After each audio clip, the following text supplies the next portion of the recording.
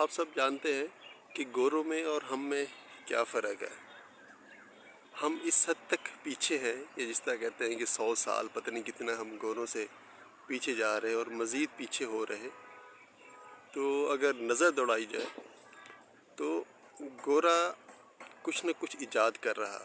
آج تک گوروں نے ہی سب کچھ ایجاد کیا ہے۔ جو مسلم سائنسدان تھے جنہوں نے ایجاد کیا تھا اس کے بعد مسلم کی دی اینڈ ہو چکی ہے۔ ہم صرف ابھی کاپی کرنے والے بچ گئے ہیں، ابھی تو بہت پیچھے آ گئے۔ خیر، تو ہماری سوچ اس حد تک چھوٹی یا اس حد تک لمٹ میں آ گئے کہ اگر گورا کوئی گاڑی یا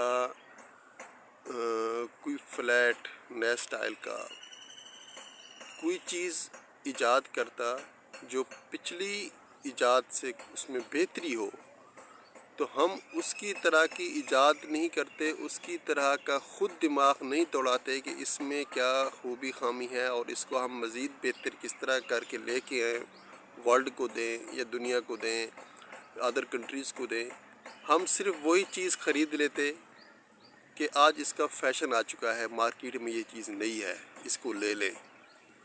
ابھی سوچ کی دیکھو نا کس حد تک ہم کمزور ہیں کہ ایک بندہ کریٹر ہے، وہ نئی کریٹ کر کے ورلڈ کو دیتا، اور آگے جو بیٹھے ہیں وہ اس کی طرح کی ایجاد کرنے کی بجائے صرف اپنا پیسہ دیتے اور وہی لے لیتے کہ اس کا فیشن آ چکا یا یہ مارکیٹ میں نہیں ہے۔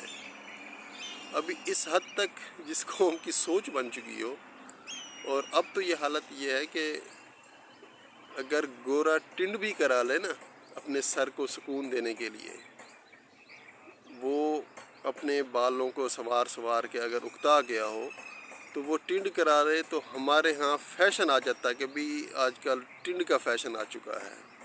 ہم لوگ اتنا گوروں کے پیچھے چلتے یا گوروں کو اپنا آئیڈیل مانتے، جبکہ وہ صرف اور صرف اپنے ہو سکتا ہے مانڈلی طور پر فٹ ہونے کے لیے، مانڈلی طور پر اپسیٹ ہو بالوں کی وجہ سے ان کا چلو ٹنڈ کرا لیتے ہیں، تو ہم اس کو بھی فیشن سمجھ لیتے۔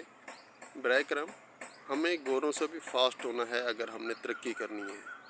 ہم نے فیشن یا مارکیٹ میں نئی چیز کو نہیں خریدنا، ہم نے وہی پیسہ نئی کریٹ کرنا ہے، تب جا کے قوم آگے جائے گی۔